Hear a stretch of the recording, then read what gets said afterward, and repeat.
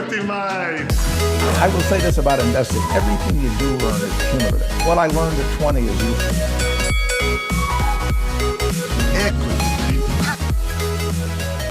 Welcome to another episode of Equity Mates, a podcast where we help you learn to invest in 45 minutes or less. We break down the world of investing from beginning to dividend so that you can hopefully make some returns. My name is Bryce, and as always, I'm joined by my equity buddy, Ren. How's it going, bro? I'm very good, Bryce. Very excited for this interview. One of my favourite voices in the Australian financial landscape, after you, of course. So yeah, I'm very excited to get stuck into this interview. Yes, likewise. It is our great pleasure to welcome Owen Raszkiewicz to the show. How are you, Owen? I'm great, fellas. Thanks for having me on again. I've got to say, favourite voices. Wow. So I'll take it. I've really pumped you up here, Owen, so don't disappoint me now. No pressure. In fact, I don't think I've ever heard you say any favourite voice other than Owen's. Well, so... if I said everyone was my favourite voice, then no one would be my favourite voice. It loses meaning, just like you say every episode is exciting. So. Oh, well, no, that is true. I love doing this podcast, and I'm always excited for these interviews. So for those of you who have never come across Owen before, he's the founder of Rask Australia and lead investment analyst for Rask Invest, his members-only share research service. Prior to founding Rask, Owen was an investment analyst at the highly regarded managed funds research business Zenith Investment Partners, and also a writer and analyst for The Motley Fool Australia. He is also the host of two podcast series, the Australian Investors Podcast and the Australian Finance Podcast, two of Australia's top-ranked investing and finance podcasts, so definitely go and check them out. They are a fantastic listen. Owen also founded Rask Media, which is an investment news website attracting many thousands and thousands of people a month. And again, we recommend you go and check that out. A lot going on. Not for busy Owen. at all, Owen. Yeah. It's. I feel like I could have just said, I just invest and I started a few things, maybe too many things. No, look, it's incredibly impressive what you're doing. We've been admiring your work for a long time, and you have obviously been on the show in some capacity before. You've come to our live events. So, it's great to have you on in its entirety in a full episode. We realized we actually hadn't had you on. We've called you before. You've presented at our live shows, but we realized we never actually interviewed you. Yeah. So we've done a full episode. So we're excited to get stuck into this because you're doing doing some interesting things at the moment, particularly in the small cap space, which we're excited to get stuck into. Yeah, thanks, guys. I haven't said it, but thanks for having me on. It's always a pleasure. Before we get into the meat of the interview, your background and some of the stuff you're doing today, we do like to start with a game, overrated or underrated. So we'll throw out some different themes and stocks and ideas and get your thoughts on them. And we'll start broad and we'll start overseas in the market that's capturing most of the headlines at the moment. Overrated or underrated, the S&P 500 index? Underrated. Nice. Why is that? Oh, well, I was going to say, I love this little segment, by the way, but I just think, businesses with all the free money that's getting poured into the system, it's pretty easy to see where it's going to go, and that's going to go into more businesses and good companies. So underrated. It's going to go into multi-trillion-dollar market cap companies, it's saying. Yeah, they love free money as much as the rest of us. Then bringing it back home then, overrated or underrated, the ASX 200? I'd say the same again. I probably say this all the time, but again, there's so much stimulus and there's so many good companies in Australia, which I'm sure we'll get to. If I was going to put my money anywhere, it would be in shares of companies. So underrated. Well, I'm glad that you said that, given that both you and Bryce and I here have dedicated our time and our working careers to investing. It would be worrying if you said you're actually going to put your money in property or something like that. Hey, well, actually, funny you mentioned that. We actually settle on our first house next week. So oh, there you go. Congrats. Oh, that's exciting. I've gone and done it now. Very off-brand, but still very exciting. Yeah, we'll get to that in a minute, I'm sure. So you mentioned the stimulus that we're seeing around the world. So we'll ask, overrated or underrated, the Federal Reserve's response to COVID-19? I'm not much of a macro thinker, but I'd say underrated. I think that's going to have a huge impact. Just enormous amounts of money. With interest rates so low, it's going to inflate asset prices, in my opinion. Speaking of assets, overrated or underrated, Bitcoin? Oh, I'd say overrated. I'm not a crypto guy, you could say, but yeah, it's probably one of those where I should be sitting on the fence because I don't know enough about it. But yeah, I'd say overrated. So another asset class that has done very well in this recent COVID period is, well, all precious metals, but we'll ask you specifically about gold. So overrated or underrated gold? I'd say way overrated. I think, there's been some people recently noting that Buffett, for example, has bought shares in a gold company, and they've taken that to mean that he thinks gold is a good investment. You don't have to know that a product is actually worthwhile to make money from the company that provides it. So a good example would be Blackmores here in Australia.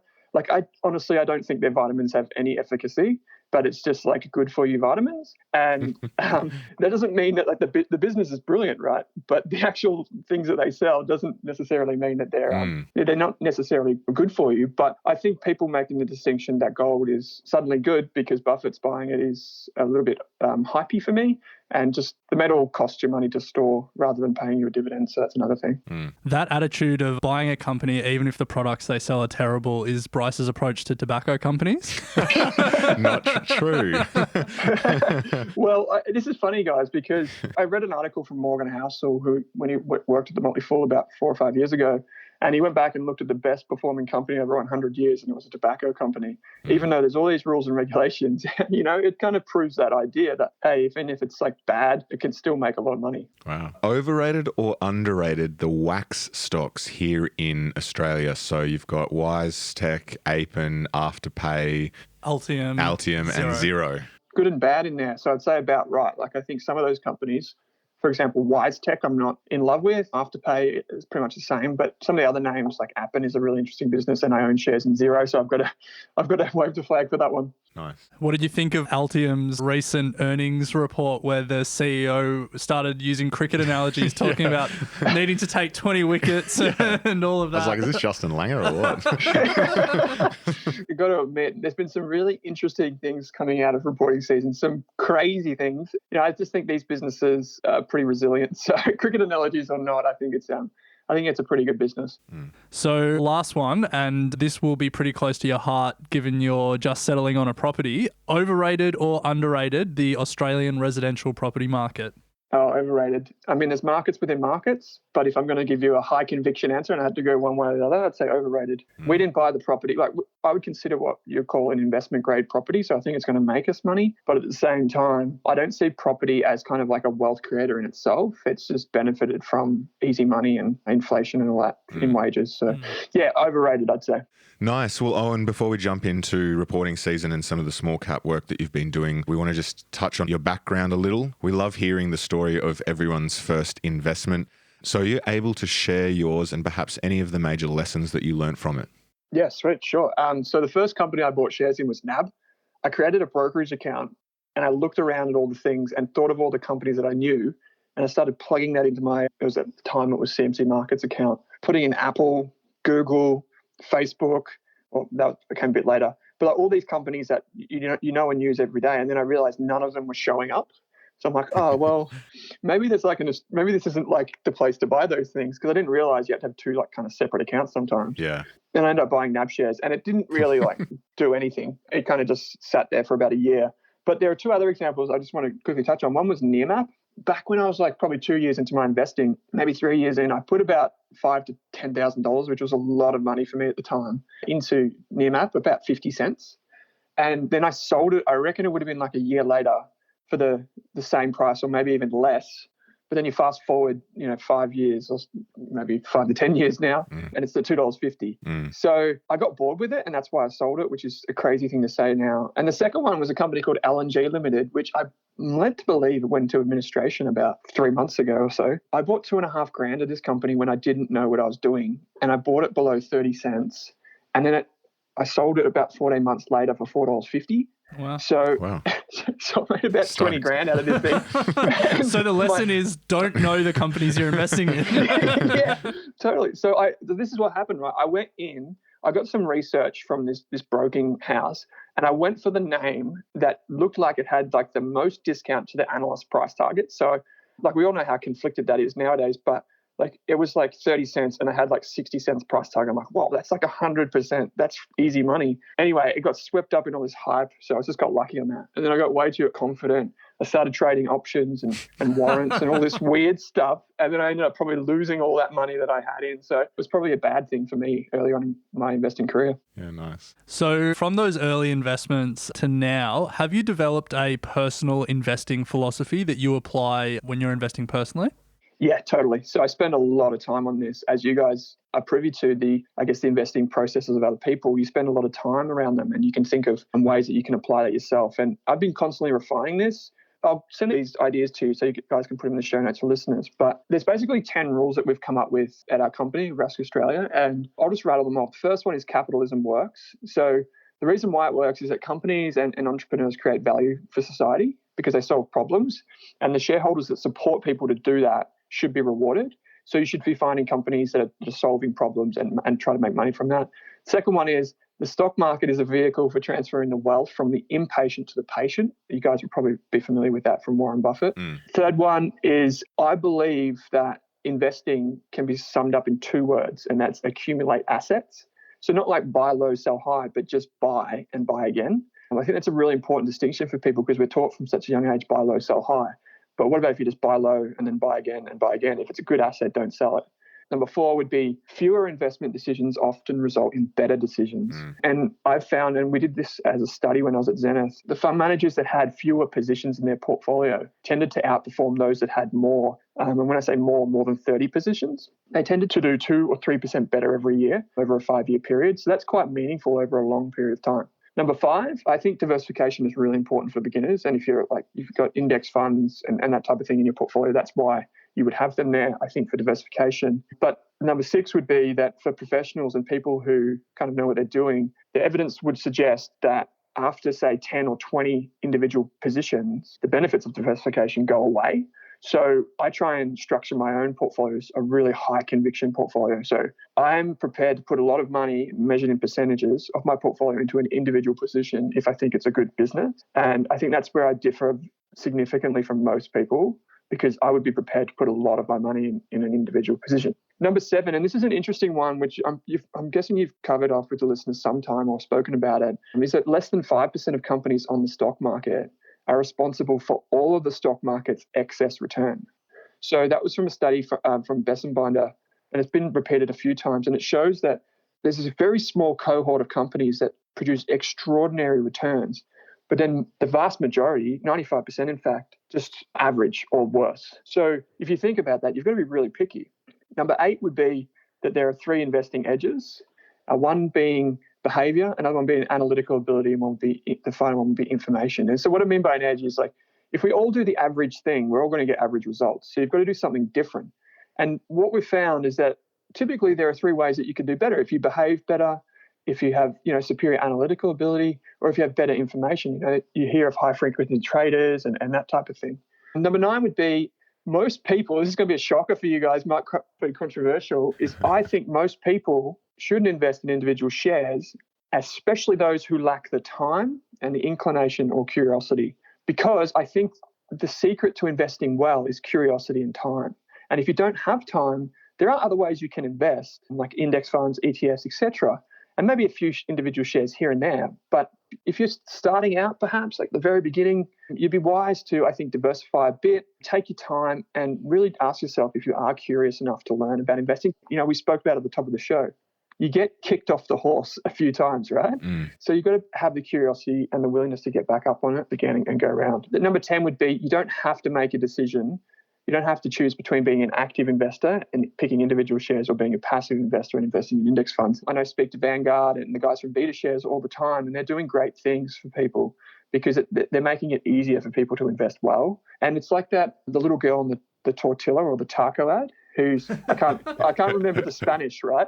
Where they're like, where she's like, do you want the hard shell or like the flat Soft one? shell. Why can't we have both? Yeah. Why can't we have both? And that's it, right? Like we can. And people, this is what you call a false choice. And people kind of like, they wave the flag for that whatever their company they're working for or whatever at any point in time. But the reality is you don't have to choose. You can do both. So like I've got ETFs and I've got index funds, and I've got shares. I've got it all. I just accumulate. So I know this has gone on for a while, guys, but I just want to sum this up with 5 things that we look for when we're looking at individual shares. Number 1, the company must have a competitive advantage. Number 2, management must be aligned.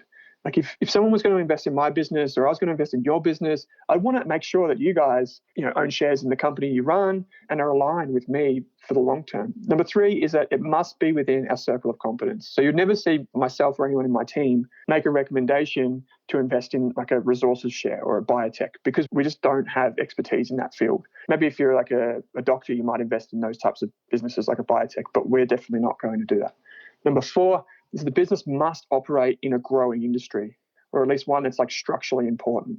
So a good example of that would be like cloud stocks, which I'm sure we'll mention a few of them, but companies that are involved in like the cloud and remote working, we think that's a huge industry.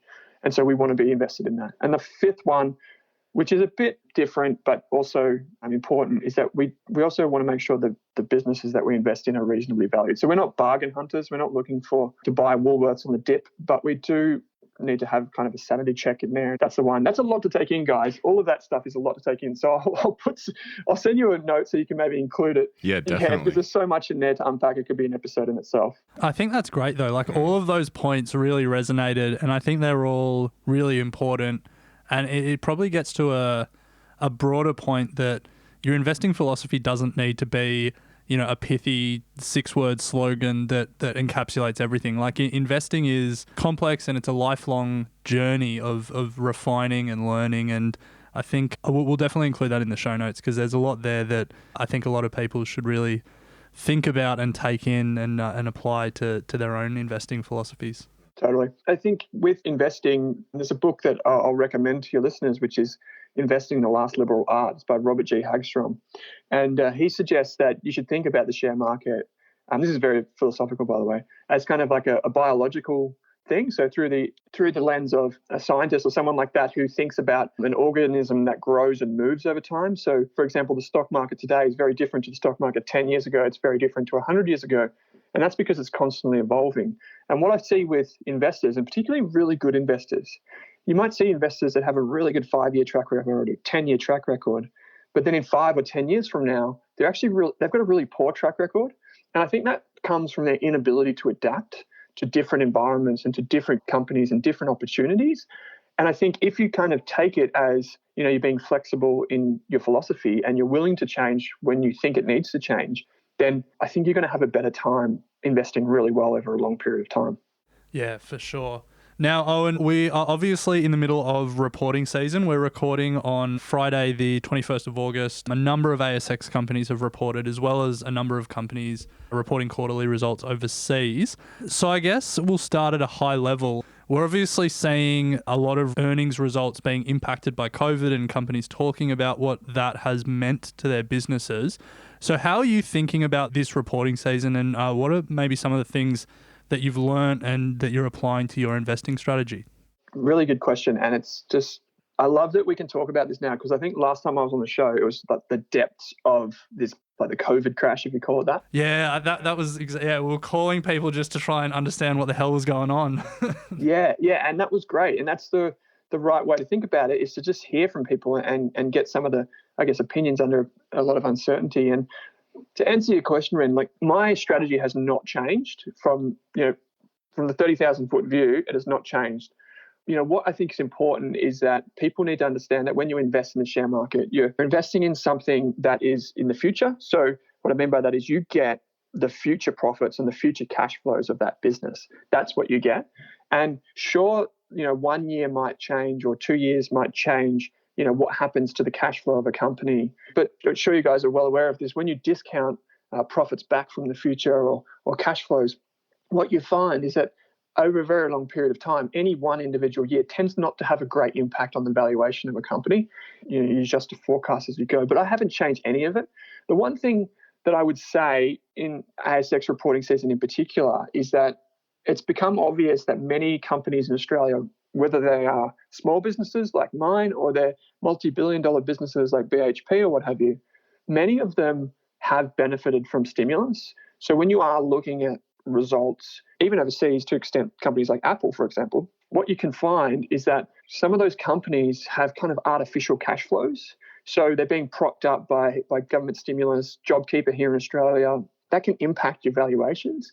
Now, I'm not saying that's a big deal, but some companies aren't telling us whether they've benefited from the free money or whether they haven't, or what kind of stimulus they've received. I think bigger picture, the idea of investing in great businesses is still just as relevant today as it was 3 months ago.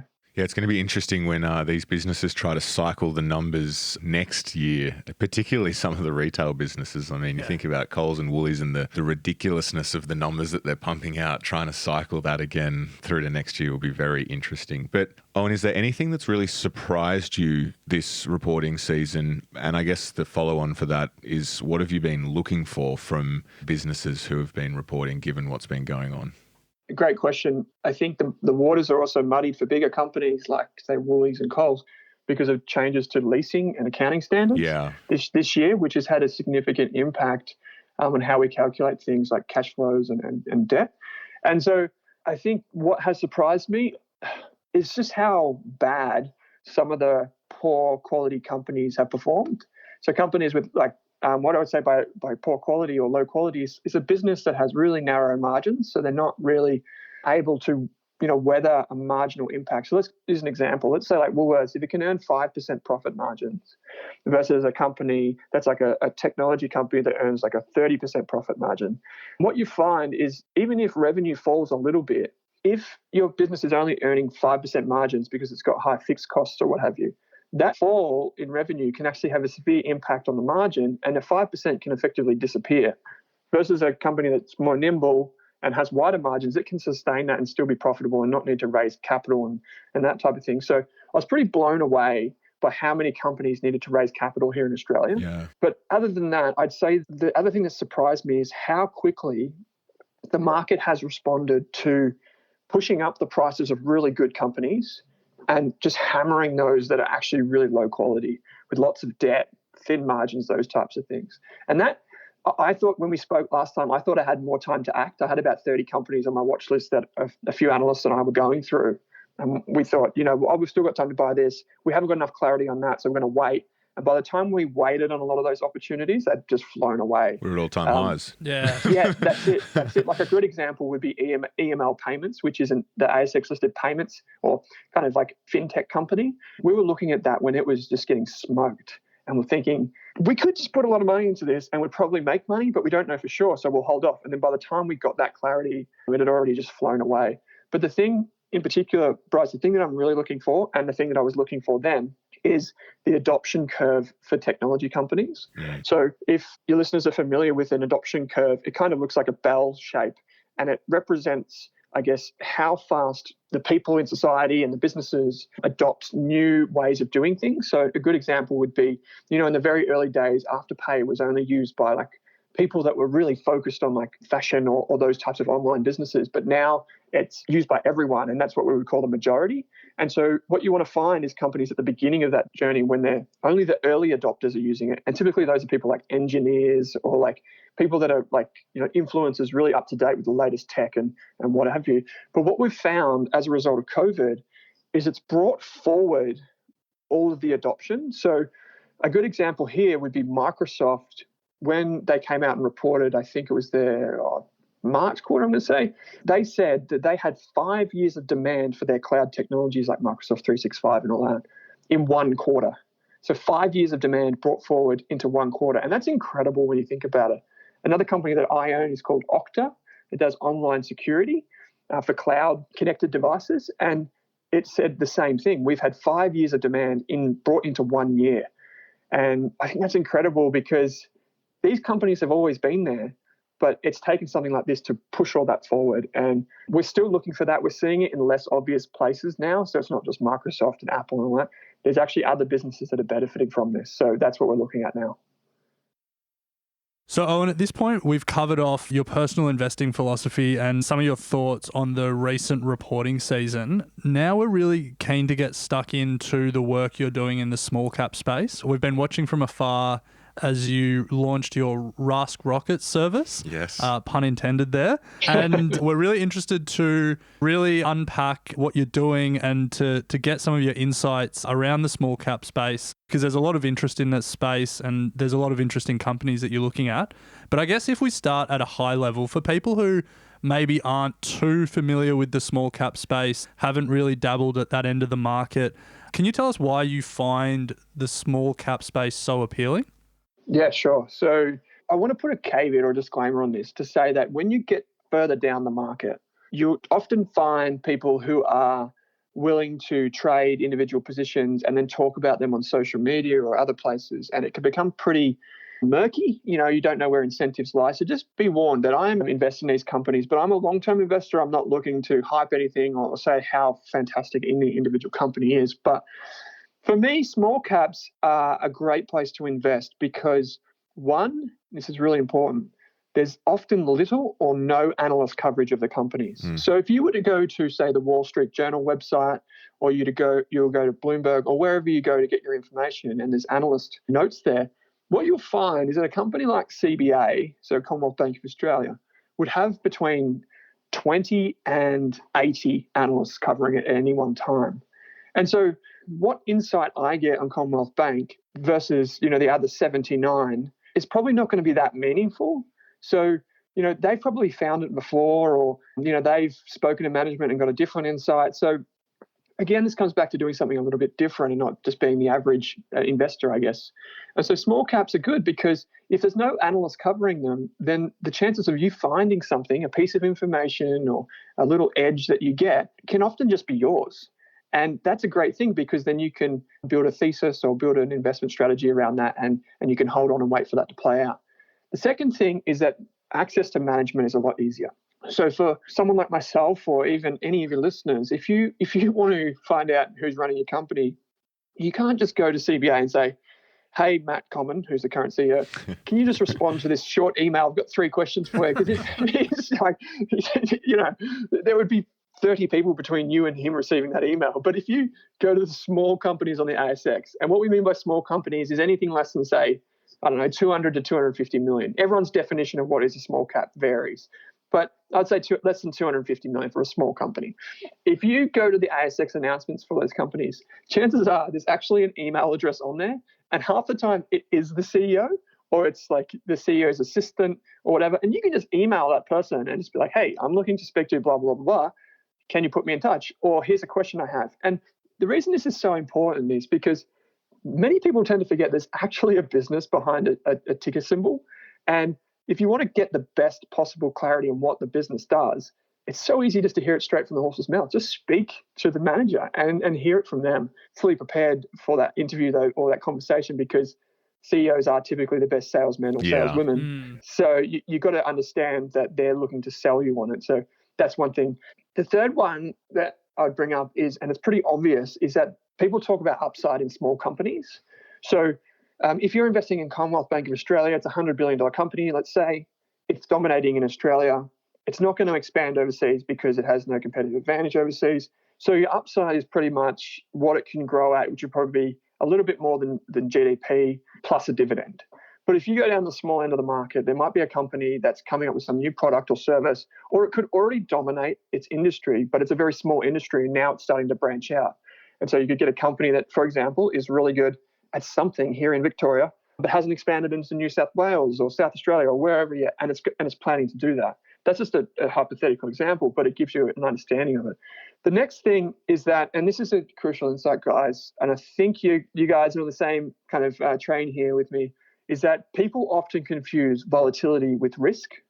And so what I mean by that is when you see the share prices bobbling up and down or sometimes bouncing up and down, people sometimes think, I'm down 5% today. Well, no, you're not. That's just what we call volatility. The actual risk of owning shares in a company over the long term is that the company itself, something happens to it. And what you find in small caps, for example, one of the small caps that we had in our rocket service, it actually went up something like 35% in the week before we released the research. And then the day before, it fell like 25%. For no reason. There was no news. It was just a random thing that happened. But people would have been so scared off by that But we were like, oh yeah, it's still fine. There's been no announcement. Everything seems to be fine. And so people tend to confuse that volatility and uncertainty with what is actually risky. And what's risky to a small company is things like if it's a really fragile business model, if it's not yet cash flow positive, if it's in a space that you don't really understand, you probably shouldn't be going near it.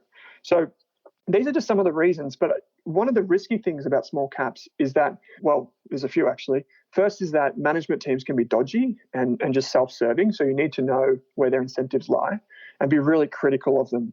I read a company announcement from a buy now, pay later small cap, and they said their market opportunity was $4.5 trillion. That's bigger than that's 2.5 Australias. So I don't get that. And so you see these promotional management teams, and they're just out there to sucker people in because they want a higher share price so they can do their capital raisings, get their bonuses, etc.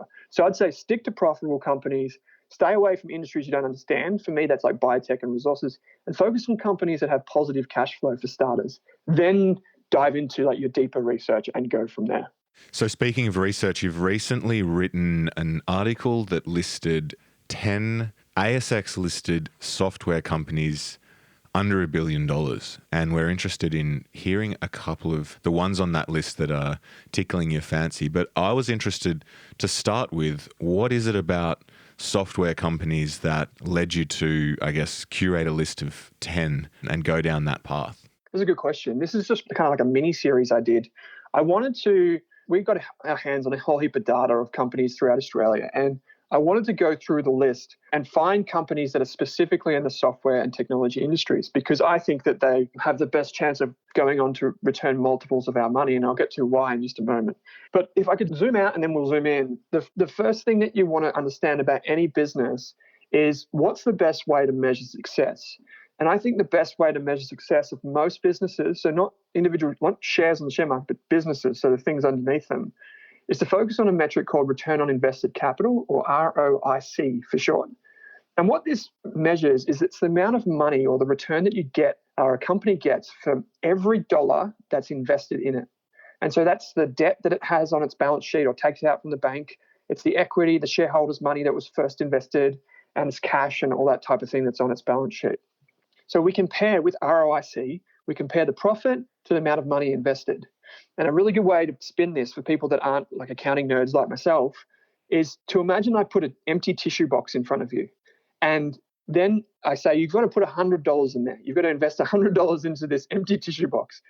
And then you come back a year later, right? And then magically, this little tissue box spits out a pineapple, so $50. It just, a $50 note just comes flying out of that thing, right? Now, what you actually have done there is you've got a return on investment of $50 or 50%. So we would say that's a return on invested capital of 50%. And at any time, whenever you have money, it doesn't matter if it's shares or if it's property or whatever, you've got to think of everything as its own little cash box. Money goes in, money comes out, right? Now, the difference is with the share market and individual businesses is that they're their own little cash box. So every company has its own little cash box. It's got debt inside it. It's got their own cash on the balance sheet. And then its business is making money and returning money to its own balance sheet. So that's what we measure when we're talking about return on invested capital. Now, this is a really impressive business. If you could put $100 into this tissue box and get $50 out, that's a 50% return in 1 year.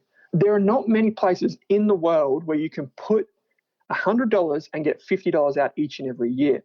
But the share market is one of those places.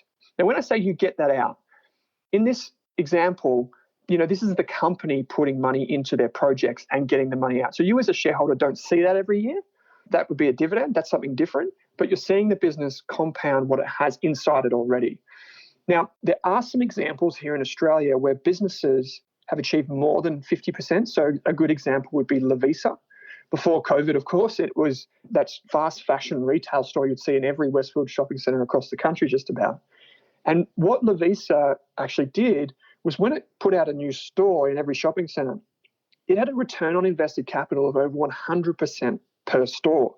That's almost unheard of. The reason people don't notice that is because they don't actually dive into the numbers and speak to management. But what that actually means is, let's say it costs $250,000 to put a Lovisa store with some employees in a Westfield shopping centre near you. After a year, that store has made, after the costs and everything, more than the $250,000. So that's why the return on invested capital is over 100%. And Lovisa did that for a few years, and hence why its share price went like 5 times higher in about 5 years. So if I was going to focus on one thing, I'd say focus on that return on invested capital. Not all of your brokerage accounts. Sometimes you have to sign up for things like Morningstar to get that information, or you could just calculate it yourself, which takes a bit of time, but that's something you can look for. Now, speaking of Morningstar, and this is how it relates to software. Morningstar is probably the best source for understanding return on invested capital and understanding what are competitive advantages. So the reason that some businesses do better than others and can return high amounts of capital over time. But what they did, there was a study that they did a while ago, is they did a study of every industry that they followed, so which was every industry. And they said, okay, how many companies in this industry have what we call a wide moat, which is the best type of competitive advantage, and therefore, the highest returns are expected from that company. How many of those companies in that industry have a narrow moat, which is like a good moat? It's not the best moat, but it's kind of in between. And how many companies have no moat at all, meaning that their return on invested capital isn't really good enough to invest in right now? And what they found was that the 3 best industries for wide moat companies were defensive businesses, consumer defensive businesses. So things like Costco, Woolworths and Coles would probably be a good example here in Australia. Another one was healthcare, which is things like CSL and a company I'm about to get to. And the technology industry is a kind of like a broad industry, which would be a company like Xero, which we spoke about. The worst industries were real estate and materials or resources. Then the third one was communication services like telecoms. So what do real estate companies, mining companies, and telecoms like Telstra have in common? They're all really capital intensive. So you put money in, instead of putting $100 in, Telstra might put like $10 billion in to create a 5G network. And then even once it builds that, then Optus is caught up and TPG Telecom is there too, by the way. So, hey, you can't just charge what you want because we're all going to compete away your margins. And so what I look for in software is companies that don't require that amount of capital. So their software is able to be rolled out again and again and again. Are you guys old enough to remember Con the Fruiterer? That doesn't ring a bell. No.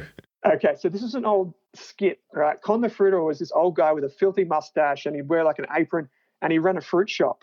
And software is so good, right? Because every time you create a piece of software, you don't have to create another version of it to sell it to the next customer.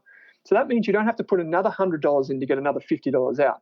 So the way I thought about this and describing it to your listeners is Con the Fruiterer, who's this dodgy fruit shop owner, he buys an apple for $1 to sell on to his customers. But let's say his dollar, which is what he has to invest to get the product, he then sells that apple for $2, right? So he would make a pretty good return on his investment in that apple. However, with software, he could sell that one apple 1,000 times because it doesn't matter, and you probably are familiar with this from Microsoft's example, it doesn't matter how many times you sell the software, you can just keep selling it again and again and again and again, and it doesn't cost you any more money. And that is what leads to huge amounts of return on invested capital. And the other 2 things that I'd mention about software is, one, it's super sticky. So once you install a piece of software or a business installs a piece of software, they're not just going to rip it out.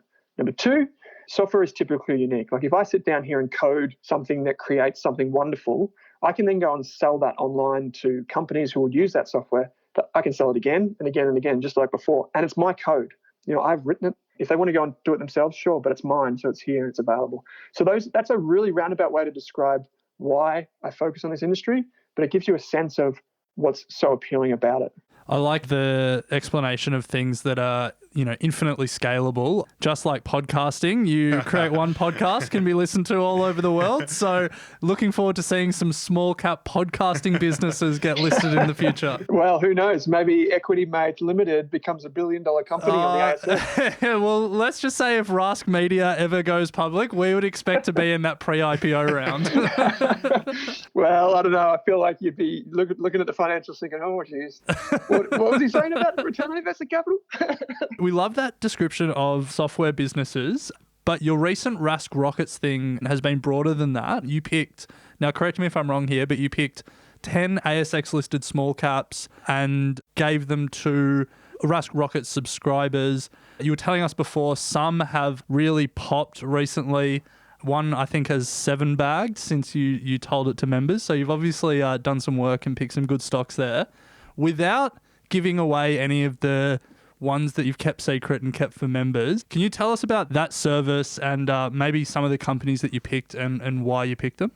Yeah, sure. So not quite a 7-bagger, not far off it though, Ren, but people can Google Rask Rocket's performance, and there's a public version of our performance. It updates every 20 minutes on our website. So you won't see the names of the companies, but you can see, how our returns are, and I think that adds transparency. One of the companies that we did share with the public, which was included in that 10, which I'm happy to talk about, is a company called Volpara Health Technologies. So it's listed on the stock exchange. It was the biggest one of our 10. And, I always get a bit funny when I talk my own book because I don't want people to take this the wrong way. Like, I'm not boasting or I'm not telling you to go out and invest in this right away, but it's just an interesting business and it gives you a sense of what I look for. The journey for Volpara really started in the late 90s, early 2000s when a guy who was doing his PhD at Oxford teamed up with his professor at the time. And they realized that, he was a mathematician. His name's Ralph Hinem, and he's actually a mathematician and he's super bright. And he realized he had to do his PhD thesis on something. So what he chose to do, because he couldn't really find ideas, was focus on breasts and in particular, I should say, breast cancer. And so he found that people were developing breast tissue or dense breast tissue. And what he found was that the current methods for assessing women who have early stage breast cancer or even late stage breast cancer was just so inadequate, it was unbelievable. But we have to fast forward about 10 years because he went off and created another business, which he sold. And then he finally got back to this thing called Volpara, which at the time had a different name. But what he did was he sat down and, he's obviously very intelligent, mathematically minded, physics and that type of thing. He came up with a way for companies to do a typical mammogram of a breast and then use mathematics to effectively determine whether that woman had a dense breast or a non-dense breast, and then determine if their risk of getting breast cancer. And this is unbelievable stuff. And it's crazy to think that some radiologist clinics around the world still haven't adopted this. But what it does is it effectively goes beyond just giving people a score from a manual exam, and it tells them more about their breasts, and it helps save lives at the end of the day. And this software that he's since created now has been sold to many, many different hospitals and radiologist clinics throughout Australia, New Zealand, and particularly the USA. The great thing about this software, from a capitalist point of view, is that once this software is installed at a hospital, for example, it requires some integrations and what have you. But once it's installed and the radiologists are using it and the doctors are using it to assess patients, they're not going to pull that software out of the hospital because it's proven that it actually works. There's numerous patents, there's numerous studies that have been done peer-reviewed that proves that breast density scanning and measurement actually has a really positive impact on the hospitals because it results in fewer women getting called back for a procedure that can be quite invasive and quite uncomfortable. And it also results in breast cancers getting detected early. So it's kind of like this win-win for everyone. The hospitals save money. The woman gets to find out, what's her risk and ultimately potentially save people's lives. And Volpara puts its software in, and every time someone is scanned and someone gets a breast density report, they get a tiny little fee. So if you think about that, a business like that starts off very much a loss-making business. But after 5 years, after 10 years, after 15 years, if it's getting paid for every exam that goes through, it begins to just layer on top more and more money. Meanwhile, the software, if we go back to our Con the Fruiterer example with the Apple, the software hasn't necessarily need to be rewritten again and again or sold again and again. It just sits there and it makes money. It's effectively a cash machine. And so that's a really good example of a business that we chose for the Rocket service because we're looking for smaller companies that we can hold on to for 5 to 10 years. My minimum time frame for any of the companies is 5 years, but I would ideally like to hold them for 10 years. And one of the companies that you mentioned there, Ren, was a very small company. So it had a market cap when we recommended it of around about $40 million. So that's tiny. Gee. It had 7 staff. So, Wow. I mean, that gives you an idea of how small these companies are. But that does not mean that they're, not very impressive. Like that story about Volpara gives you a sense. This company's been 20 years in the making, and it's only now starting to take off. And so, these are really interesting businesses. For your listeners' sake, unfortunately, we've closed that program. We only take a certain number of investors every year. But that's just one of the companies. It's also in our other service, which is called Rask Invest, which focuses on slightly larger companies. But again, that's kind of what we look for, and that's the type of business we're trying to find every day. Nice. So when can we expect a Rask Rockets LIC? I don't know. I feel like there might be a few eyebrows raised. Yeah, no, that would be in time, but I don't know about that one. But maybe there is a managed fund in the works a few years from now. Okay. But at the moment, I'm very happy just to have, a research business where I help people invest and they can choose to take our research or not. And yeah, it's worked out well for them and for us. Well, speaking of, Owen, before we move to our final three questions, you do have a number of fantastic offers available through Rask. You cover off a lot, and you are generous enough to offer the Equity Mates community some pretty significant discounts on the programs that you do offer. So I'll just run through them now. As you mentioned, there's the Value Investor program, which is your sort of flagship online course. Mm-hmm. For Equity Mates listeners, you're offering $200 off, which is massive. So I'm assuming that comes down to $599 for the course. Yep, that's right. Is that correct? Yep. So that's a complete training for stock market investors. Highly recommend you guys going and checking that out. Additionally, if you're interested in all of the research that Owen and his team are doing, there's Rask Invest, which Owen just mentioned. It's their subscription service, and Owen's offering $100 off that for the first 6 months, and that's their best research members-only community. Additionally, there's Rask ETFs, which is an investment subscription as well, with a focus obviously on ETF research for Aussies looking to get more info in that space, which I can imagine will be pretty popular. $50 off that for the first 6 months. So some really awesome offers there. And I mean, we wouldn't be talking about these if, we didn't back in what you guys are doing over at Rask. So fantastic opportunity for the Equity Mates listeners. Head to www.rask.com.au/affiliates/Equity Mates with a hyphen. Mm-hmm. We will put all of that in the show notes for you to make it easy just to click through and check that out. But yeah, thank you, Owen, for making that available to the Equity Mates community, and we encourage you to go check that out. Yeah, no worries. I should have said at the top of the show, guys, it's funny because I didn't grow up with finance or investing, but I didn't come from a wealthy background or anything like that. And money was always a point of anxiety for me. And to think that I'm now an investor is just wild. But the big focus for us has been educating people, and as it is for you guys. There's just a huge opportunity for people to do good things. And yeah, even if people don't take up our paid services, we've got courses and we want to enroll 10,000 new students over the next year into our free courses. So yeah, we don't make money from that, but just wanted to put that out there. And we should also say, this was a thing that we prepared 5 minutes before. So we didn't come onto this podcast intending to do that. No, absolutely not. We're fast and loose over here. Just how I like it. Cool, guys. Before we get stuck into the final three questions, I guess the final thing is, as well as the courses and the memberships that Bryce was just talking about, if people want to, if they want to listen to you, you've got 2 podcasts. I'll hand off to you in a second to give a spiel for, but also are you active on any social media where people can follow you if they want to hear more from you? Yeah, sure. So we've got a very, very, very poor Instagram presence, which I hope that we'll fix up in time. But which is funny because it's kind of like our target audience. No, I'm on Twitter at Owen Rask. I am on Instagram at Owen Rask AU. But seriously, if you've got a message you want to send to me or just get in touch, use Twitter or send us an email because I don't even know how to use it. Sounds like I'm 50, but I don't know how to use Instagram. Well, you did ask us before, how old are we? And then referenced a cultural thing that we didn't recognize. So I'm pretty sure we're the same age, aren't we? Yeah, I was confused by that. I don't know. Maybe it's growing up with parents who watch these crazy whacked out shows. But I'm 29, so I'm not. So am I. Oh, there you go. I'm 27. I'm the young one here. Absolutely putting us to shame. But anyway. So much wisdom. Yeah. And the 2 podcasts are the Australian Finance Podcast, which is great for beginners. It is an investing show, but it's not really like your guys, for example. You guys have a really good focus on investing. It's more like holistic, wealth and finance and that type of thing. And then the Investors Podcast is similar to this, but different because it's mainly like fund managers that I speak to every day. I know you guys speak to fund managers too, but probably a little bit philosophical.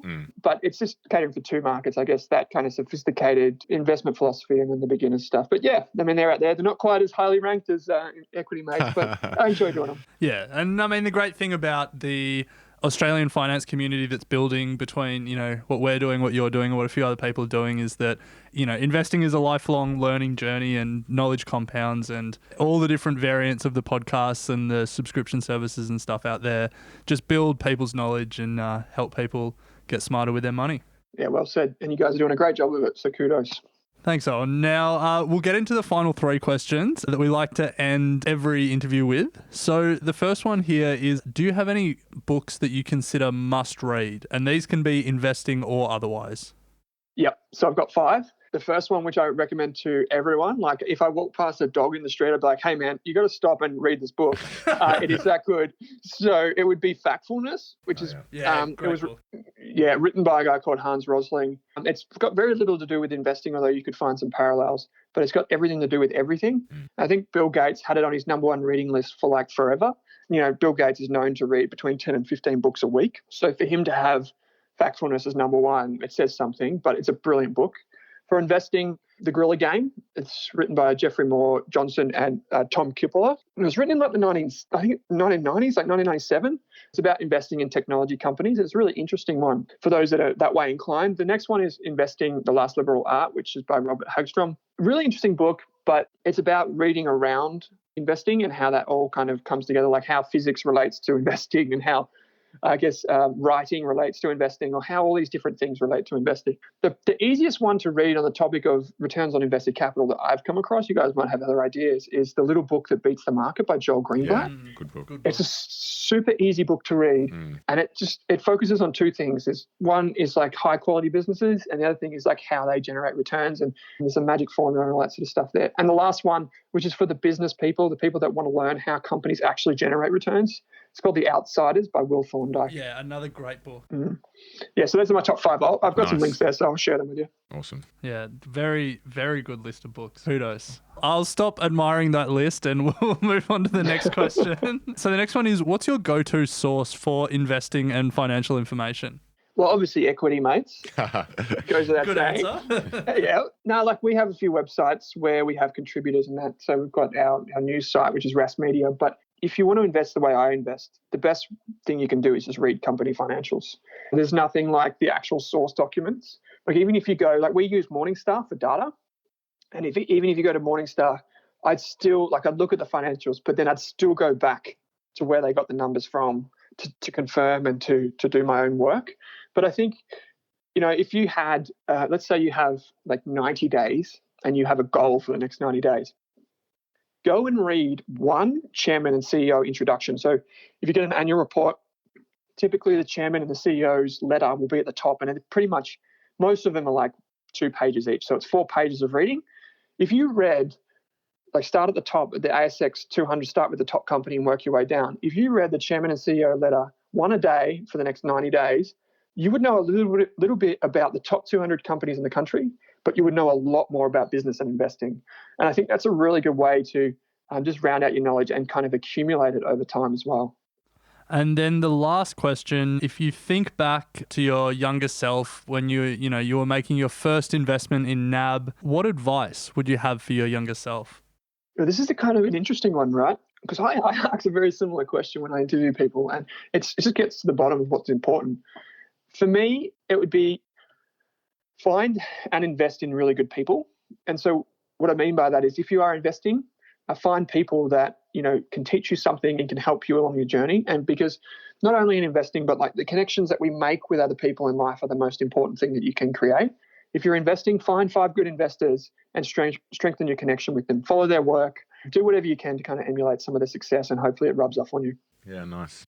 Awesome, Owen. Well, fascinating conversation. We covered a lot there, so we'll try and endeavour to put as much of that in the show notes as we can, particularly the links through to the affiliate programs for your services and the books and your top 10 tips, and there's 1,000 things that we can put in there. So we'll ensure we cover that all on our website as well. So awesome conversation. Thank you so much for your time today, Owen. And look, loving watching what you're doing over at Rask, and look, we'll definitely be keeping in touch. So thank you.